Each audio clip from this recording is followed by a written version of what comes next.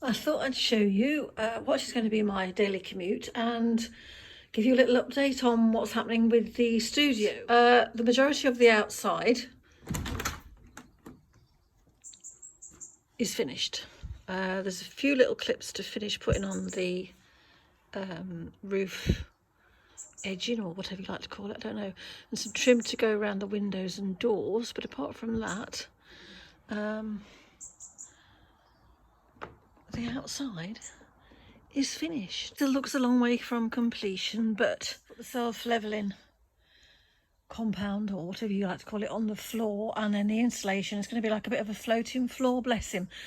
He says we'll do a bit of a insulated floating floor on it for you, so that I'm not just stood on the concrete, even if it's got some flooring on the top of the concrete. He said I'll do a floating floor, that way it'll be a bit warmer for your feet.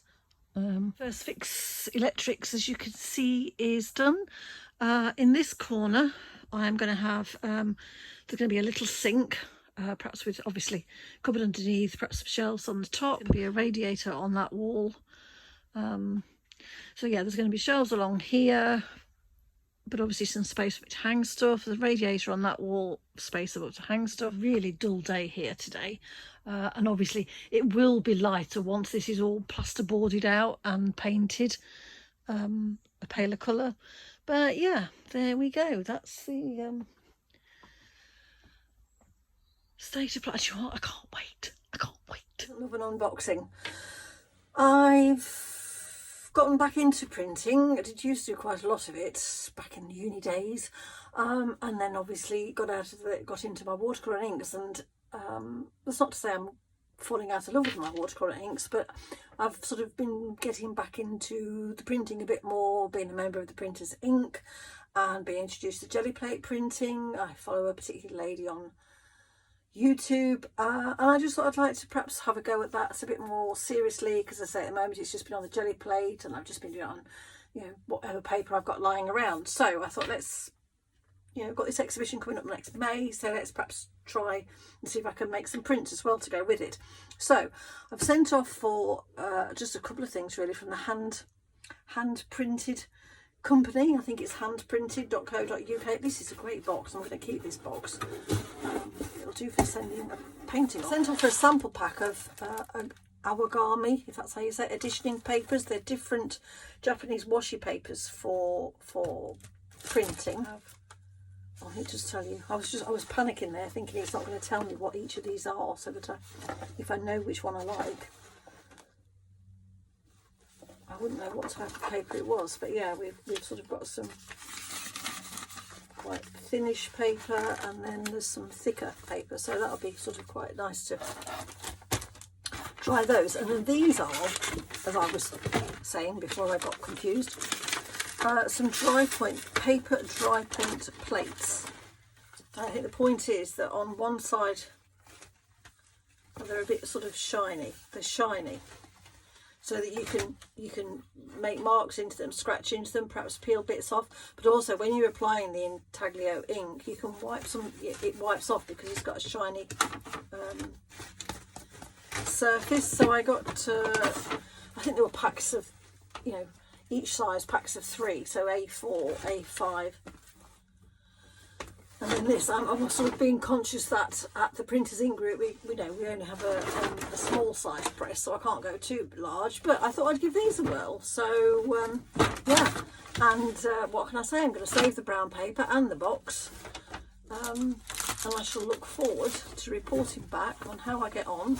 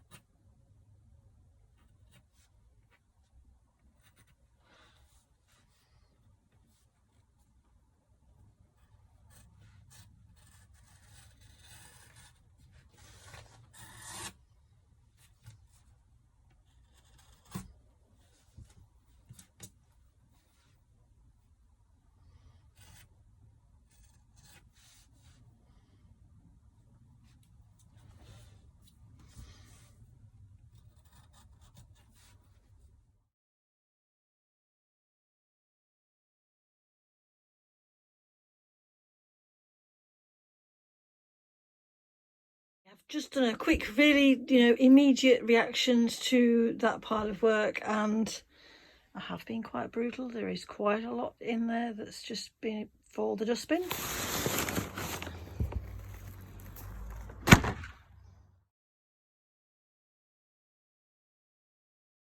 think this is a Bockingford 140-pound cold pressed or not surfaced watercolour paper. It's not a rough, it's definitely not smooth, so I think it's the cold press, and I think it's £140 because I don't know if you'll be able to see, and I can't lift it up at the moment to show you, but it has buckled quite a lot. I like working, my preferred surface is smooth and possibly a heavier weight paper, because this is sort of buckling and then perhaps creating pools where I don't want pools. But yeah, I've sort of got my, I don't know if you'll be able to see if I just swing you there.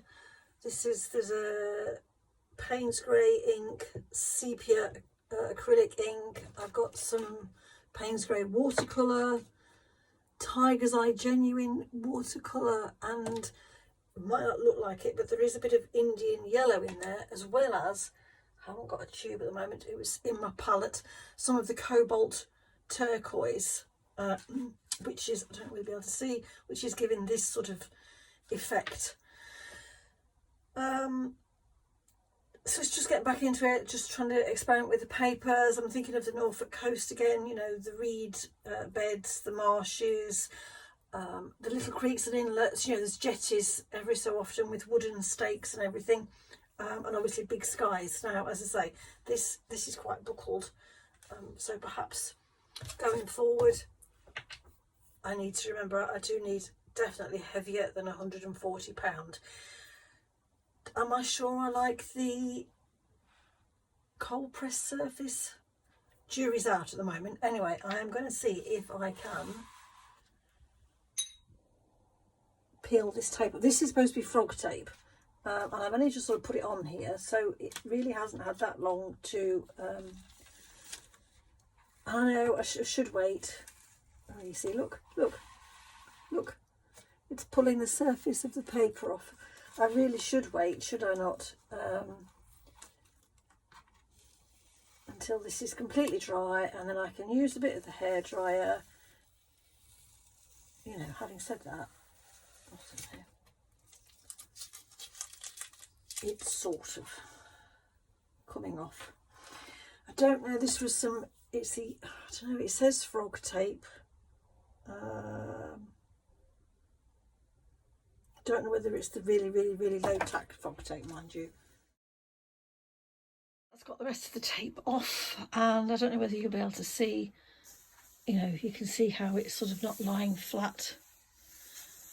This paper was quite a big, might not look it here if I come down here, quite a big sort of buckle in the middle.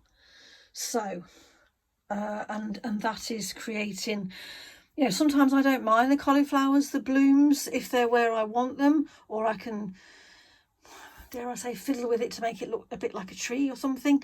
But here, because it's buckling a bit, the paper, they're sort of appearing where I don't necessarily want them. It's like here. And then I think now if I go over that with some ink, it's going to look like I've fiddled with it. But yeah, I mean, there we go. You live and learn. You have to try these things, don't you, and experiment, and find out your preferences, which in the long run should save money, because I will then be only ordering the stuff that I know I really like. Is that the way it works?